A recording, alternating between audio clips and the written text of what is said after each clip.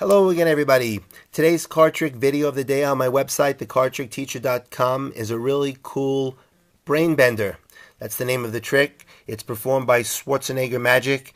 This is an impromptu, really cool card trick. I think you guys will be amazed, and your spectators will be amazed too, because this is a magician fooler. Check out Schwarzenegger Magic's performance of Brainbender.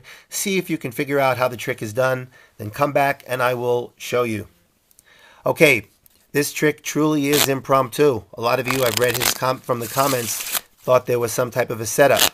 There actually was in his performance. He said to save time, but it is an impromptu trick. So you can take a borrowed deck and you're going to make 3 predictions. So you tell the spectator you're going to make 3 predictions, and your predictions are going to be, and you're going to look at the deck, they're going to be the soulmates of the 5th card, the top card, and the bottom card, in that order.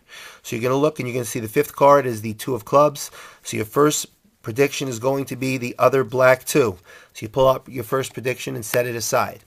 Your second prediction is going to be the soulmate of the top card, the Jack of Diamonds. So we're going to look for the Jack of Hearts. And your third prediction is going to be the soulmate of the bottom card, which is the Queen of Diamonds. So we're going to look for the Queen of Hearts. And there it is. So you turn the deck over. You don't want the spectator to see the cards. You don't want to flash the bottom card. So now we're going to call this pile number 1, pile number 2, pile number 3. Pile number 1 is the soulmate of the 5th card. Pile number 2 is the soulmate of the top card. Pile number 3 is the soulmate of the bottom card. Now you're going to set the deck down in 3 piles. You're going to start with pile number 3 because you want to get that queen right there. Then you go to pile number 2 and pile number 1. Now, this is how you set the trick up. You're going to explain to the spectator how this trick is going to work. And in explaining this to the spectator, you're going to actually be setting the deck, because we have the 5th card over here, which is the soulmate of the 2 right here. So what we're going to do is we're going to say to the spectator, here's how it's going to work. I'm going to deal cards down, and you're going to say stop. And you're going to deal 4 cards down. And when you say stop, we're going to place the card right there. Then I'm going to place the rest of the deck on top of it. Then you pull the card out, and now the deck is set. So by dealing 4 cards and explaining to the spectator how it's done, you're setting the deck, because now you've got the soulmate to the Jack over here and the soulmate to the 2 right over here.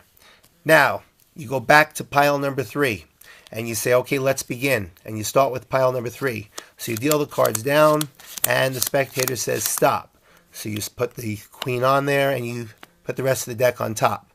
Now you go to pile number 2. Now this is what's cool about this trick, is that the bottom card is not a soulmate to the Jack. The soulmate to the Jack is right over here. So now you can tell the spectator, here, you could just mix up these cards if you like. So you actually could hand the cards to the spectator and they can mix the cards. Then you deal them down, and this will really throw them off. And they say stop right here. You place the Jack, and then you set the rest of the deck or pack on top. And now you go to pile number 1 and you deal the cards down. Wherever the spectator says stop, you place the card and the pack on top. So now you're going to square them up and you're going to stack them. Pile number 3 on top of pile number 2 on top of pile number 1. So we're going to take pile number 3, put it on top of pile number 2 and on top of pile number 1. Now we're going to spread the cards out. So when the cards are spread out, we're going to see pile number 1, which had the 2. We're going to take this out, and we're going to take all the cards below the 2. So we're going to set the 2 down over there, and the cards below the 2 right here. Then we're going to take the second card, and then we're going to square up the whole deck, because this is where we don't want to confuse the spectator. We don't want them to catch this. Then we're going to take the second card, set it here, and set this pile down right over here. Now for the third card, what we're going to do is we're going to take the cards above the face-up card. So we're going to say on the third card, and you're going to set the third card down, and instead of taking the cards below it, you're going to take the cards above it. And then you're going to get rid of these cards.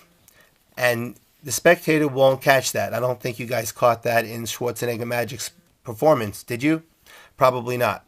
Then you say to the spectator, okay, you stopped me wherever you wanted, and isn't it amazing that you stopped me at the soulmates of all 3 cards?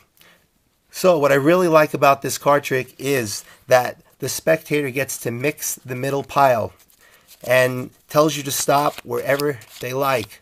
And it really is hard to figure out the trick because you're actually setting up the deck while you're explaining the trick to the spectator. I have no idea why I'm dealing the cards right now. But anyway, I just wanted to let you guys know that contest number 30 ends tomorrow at midnight. So get your entries in. That's it. I'll see you next time.